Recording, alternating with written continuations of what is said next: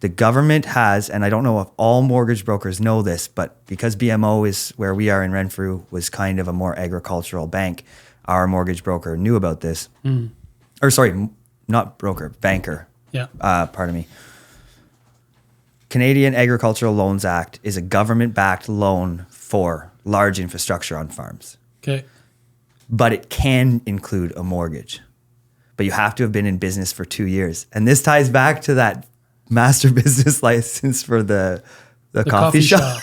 Because you had registered for it. So you kind of swinged it. Good job. My goodness. Isn't that nuts? That's great. Hey, so we were eligible even though we hadn't hit the full year's farming. Wow. Because we had switched when that business license just kept it for the new. Yeah. Or it tied in. But anything up to 500,000 and it can include a mortgage. You have to have been in business, I think, for 2 years, or maybe it was 3. Pardon me on the details if I'm off. Yeah. And a darn good business plan, like showing growth. And what do? They give you a grant or? It's not a grant. It's just the fact that it's government backed makes the bank be able to lend it more easily. Yeah, because if you don't pay, they'll cover it. Yes. What's the word for that? They endorse it?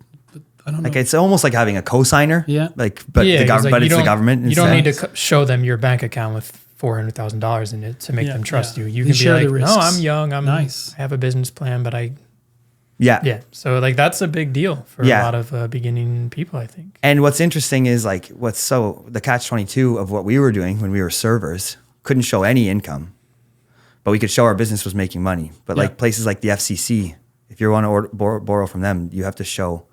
It's far easier for people that are doing second career farming that maybe have high salaries and things. But we didn't we're just working in the service industry. We had a down payment. Yeah. So anyways, that was and that I hope does help a lot of people. Like ask your banker if you're looking at that point you're buying that piece of land or you're just you bought and then you started to build infrastructure on it. Yeah.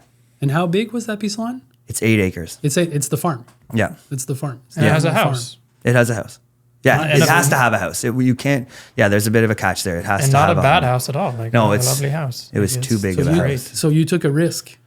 Big time. You jumped into farming and then bought a house. Yes. And a piece of land, and then you had mortgage. Yeah. So we had a business plan that showed we had grown from the 20 to the 40, and the next year we wanted to grow to the 80 CSAs. Yeah. We showed that we had 2 to 3 restaurant clients. We wanted to jump to 5 or 6, and like that first year, our goal was to hit 80,000, and we did. But it's crazy because we took possession in October 29th, 2016, and we had to make a farm that was going to do that the next year. Yeah. Ooh, yeah. How did you? It's funny, there's been a few times that I talked to Luke because he was part of the Canopy program, and like, pardon me for this, but a lot of the things that you share, it really reminds me of my journey in farming. Like there's a lot of patterns there. Like that's how we got going too.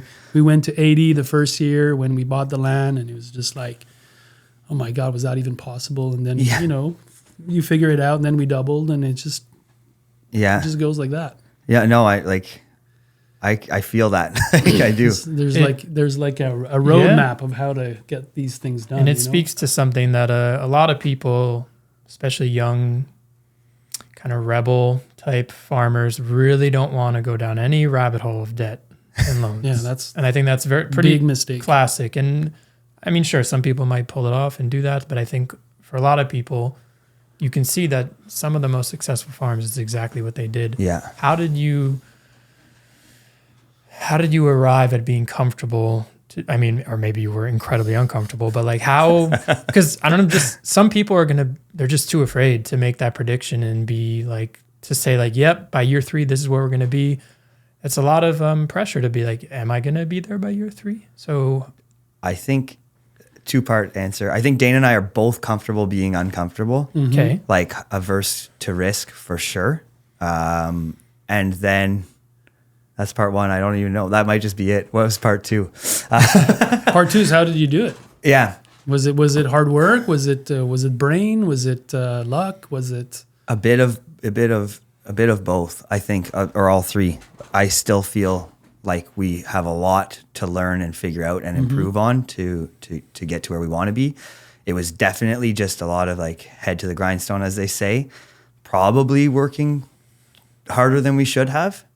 and like maybe even growing bigger than most would be comfortable with, where some things weren't quite figured out yet. Yeah. This podcast is proudly supported by Tessier Greenhouses. Tessier has always been one of my top choices for greenhouses and tunnels. For over 45 years, they've been manufacturing high quality and incredibly strong structures right here in North America. Their products can withstand the heavy snow loads we faced here in the Northeast, and their prices are among the best in the market. Tessier offers excellent service and expertise, always ready to help with customized solutions. I particularly appreciate their commitment to innovation and their willingness to listen to the needs of growers. At the Old Mill, we use several of their Gothic Caterpillar tunnels and micro tunnel for season extension, and I'm always impressed with their design and build quality. Without companies like Tessier, food sovereignty just wouldn't be possible. So thank you, Tessier, for helping us growers feed our community year-round. You guys rock. Use promo code MGI10 for 10% off your first order and free shipping in select regions. But you were getting demand. Yeah, There was and just demand kind of for the trying to produce. just keep up with it. Yeah.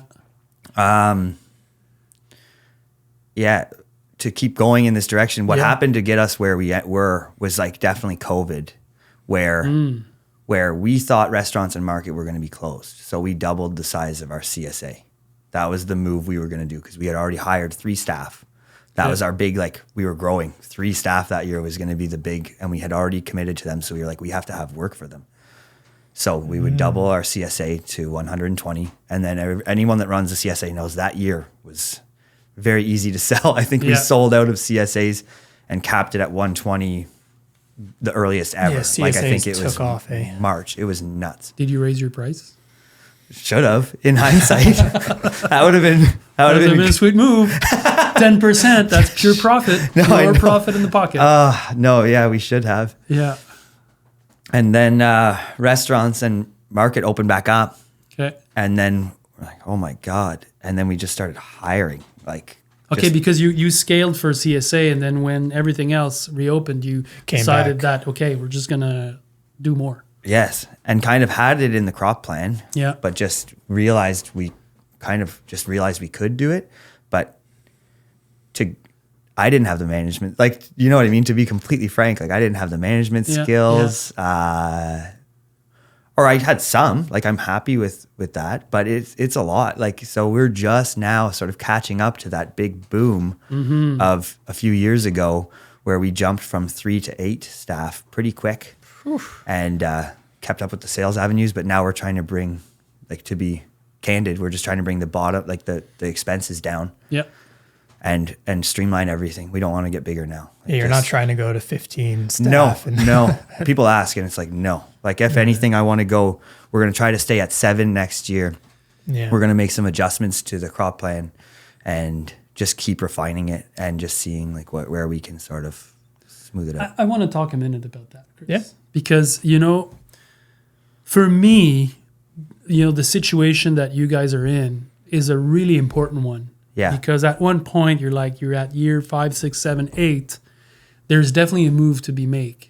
Yeah. And then in my previous farming years, when I was younger, everyone was always thinking about scaling up. There was just like no other option. Yeah. You would always grow the farm because That's how you make more money. that's how you make more money. That's how things go. And then we decided that that's not what we would do. We were also land constrained. But I remember we had a consultant hired to come and look at our numbers and kind of investigate where we should go next. Yeah. He thought we were crazy when we told him we're not growing the farm. We're just going to grow. We're going to look at our expenses, and then we're going to look at the profit margin. We're going to improve what we're doing and just going to keep at that level. He thought we were crazy. He says, you're not really in business. Wow. and fast forward 20 years later, our farm, that was the best decision that we've ever made to keep it small because we've been profitable all these years.